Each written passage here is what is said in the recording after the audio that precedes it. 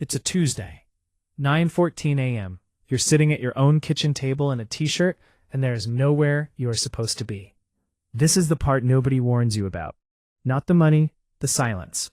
You spent 11 years waking up to an alarm that meant something, a building you had to be inside of, a badge that had to be scanned, a Slack channel that would start filling up the second you were 5 minutes late. This morning the alarm didn't go off because you didn't set one, and the absence of that sound is louder than the sound itself ever was. You make coffee.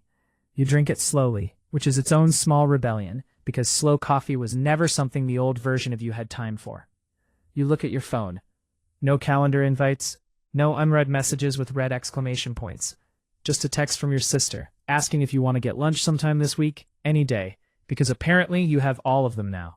Nobody knows yet. That's the part that matters.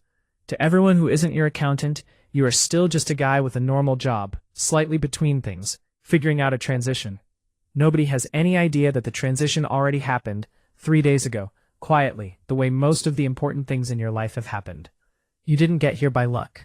You got here by $78,400 a year for 11 years, an apartment you didn't upgrade out of for far longer than you needed to. A 2016 Honda CR-V you're still driving with 121,000 miles on it, and a decision you made 9 years ago, after watching a coworker named Frank get laid off 2 weeks before his pension vested. You watched Frank clean out his desk into a single cardboard box after 19 years, and you went home that night and opened a brokerage account you'd been meaning to open for 8 months. You put in $400. It felt like nothing. It was the first domino. Over the next 9 years, you did the unglamorous things. You maxed your 401k the years you could, and didn't the years you couldn't. You bought a duplex in a neighborhood nobody was excited about for $214,000 6 years ago. The kind of street with a Dollar General and a tire shop, because the numbers worked even though the location didn't impress anyone at a dinner party. It nets you $2,100 a month now, after the property manager's cut and the roof you had to replace in year 3. 3 years ago, you bought a single-family rental for $189,000 in a different, unglamorous neighborhood. That one nets $1,400. Add the index funds, add the dividends, and your investment income lands at $8,150 a month before taxes. Your actual monthly expenses, the real ones, the ones you tracked obsessively for years until the tracking became unnecessary, run about $4,980. You crossed the number 11 months ago. You didn't tell anyone. You kept showing up to the office for almost a year after you technically didn't have to, partly because you weren't sure you believed the spreadsheet, and partly because you didn't know how to leave a thing you built your entire adult identity around without it looking like something had gone wrong. So you built the exit the same way you built everything else, quietly, in stages, with no announcement. You didn't walk in and resign. You went to your manager, a calm, practical woman named Linda, who has run operations for 14 years and has never once raised her voice in a meeting, and told her you were thinking about scaling back, maybe a consulting arrangement, 3 days a week, to spend more time on some personal projects. You didn't say what the projects were. Linda didn't ask. Linda has seen enough people burn out that personal projects registered as a normal, slightly sad, completely unremarkable request. She said she'd see what she could do. 6 weeks later, you had a new arrangement. Tuesday, Wednesday, Thursday. Reduced hours, reduced pay, no public reorg, no email to the team. On paper, you were still there. In practice, you were already gone. The last actual day came without anyone marking it as the last actual day, because nobody but you and your accountant knew it was the last actual day. You returned your badge to the front desk, where a woman named Yvette, who has worked the front desk for 6 years and remembers everyone's coffee order without writing it down, said, "See you Monday." You said, "Yep." You did not see her Monday. You have not corrected the misunderstanding. There was no clean way to say no, actually never, without it becoming a whole conversation you didn't have the energy to have, about a decision you'd already finished making. The hardest part wasn't leaving. The hardest part is everything that's happened since, in the specific architecture of pretending nothing has happened at all. 3 weeks after your last day, you're at a dinner party at Greg and Allison's place.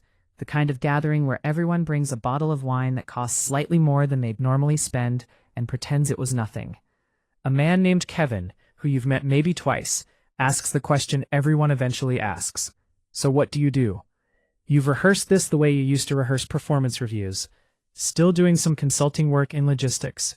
Freelance mostly. Figuring out the next thing. It's vague enough to be boring, which means nobody follows up, which is the entire design. Kevin nods satisfied, and immediately starts telling you about his own job, because most people would rather talk about themselves than interrogate your vague answer. You let him. You ask 2 follow-up questions. The conversation closes itself. Family dinner is harder, because your mother isn't looking for a story to fill silence. She's actually paying attention. 2 Sundays ago she asked, gently, if everything was okay, in the specific tone parents use when they're worried you've been quietly struggling and don't want to embarrass you by saying it directly. You told her you were doing some part-time consulting and taking some time to figure things out.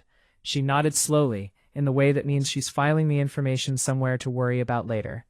Your father didn't ask anything. He just refilled your water glass, without being asked, which is the only way he knows how to say, I've noticed and I care, without making it a conversation. You let the worry sit there, incorrectly placed, because correcting it would cost you something you're not ready to spend. The strangest one happened by accident.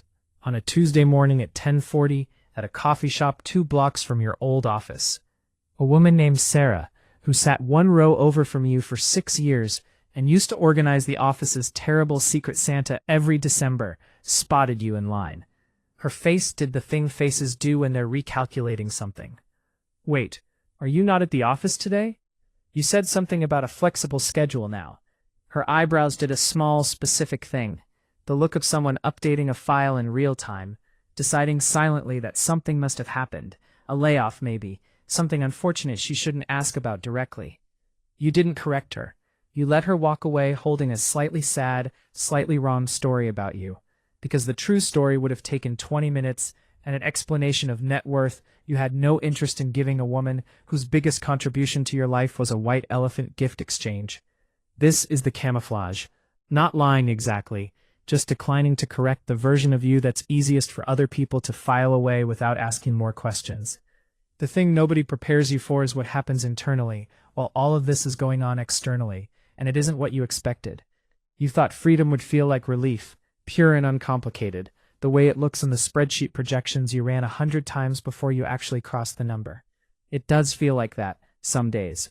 Other days it feels like standing slightly outside of your own life, watching everyone you know still move at the old speed while you've quietly stepped off the conveyor belt. Your best friend, a guy named Dave who you've known since your first week at the company 11 years ago, is 3 weeks deep into the worst stretch of a project launch he's ever had.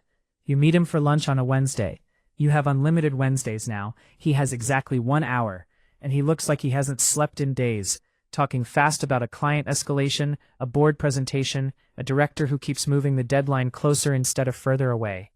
You used to live entirely inside conversations like this. You used to be good at them. There's a part of you that misses it more than you expected to. Not the stress itself, but the specific electric urgency of a problem that mattered to 12 other people in real time. Dave asks how your consulting thing is going. You say it's going fine. He doesn't ask anything else, because his phone buzzes with something that genuinely cannot wait, and you watch him answer it mid-sentence with you, and you feel something that isn't superiority. It's closer to grief. You're not better than Dave. You just left a building he's still locked inside of, and some days you'd give a real, specific amount of money to feel that particular kind of urgent again. The kind that comes from mattering to a deadline instead of mattering to nothing in particular on a Wednesday afternoon. You don't say any of this to him. You pay for lunch, $34, because you can, and because it's the only honest thing you're allowed to do in that conversation without explaining anything.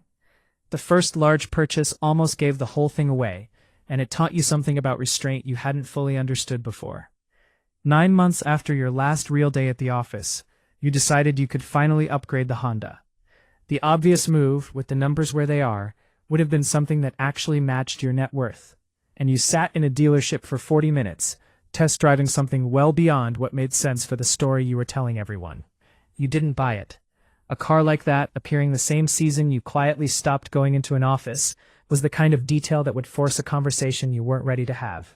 So you bought a Tesla Model 3 instead, paid in full, $38,200, parked in the same spot in your building's garage where the Honda used to sit. Your neighbor, a guy named Phil who waters his hanging plants every morning at 7, glanced at it once and said, "Nice, lease or buy." You said you bought it. He nodded and went back to his plants. That was the entire conversation. The restraint was the whole point. The car that would have actually matched your reality stayed on the dealership lot, because the thing you were protecting was never the money. It was the quiet. It's a Tuesday again, 11 months and 3 weeks since the morning that started all of this. You're at the same kitchen table. The coffee is the same coffee. The silence isn't loud anymore. It's just Tuesday now, the way Tuesdays used to be loud and are now simply a day, the same as any other. No calendar invites, no badge to scan, nothing waiting for you except the things you actually choose. Somewhere across town, Dave is in a meeting that started 15 minutes late and will probably run an hour over. Somewhere your mother is still quietly worried about a version of your life that doesn't exist. Somewhere Sarah is telling someone else, in passing, about a guy from her old office who she thinks had a rough year. None of it is true the way they think it's true. All of it is true the way you actually built it, slowly in the dark, one $400 deposit and one unglamorous rental property at a time, until the gap between what you needed and what you had quietly closed itself while nobody else was looking. You didn't escape the rat race with an announcement. You escaped it the same way you built the money that got you out, one quiet decision at a time, none of them dramatic enough to notice on their own, all of them adding up to something nobody around you has clocked yet. Maybe they never will. You're starting to understand that's not a loss. That's the design. You drink your coffee. You have nowhere to be, and for the first time in 11 years, that isn't a problem you need to solve.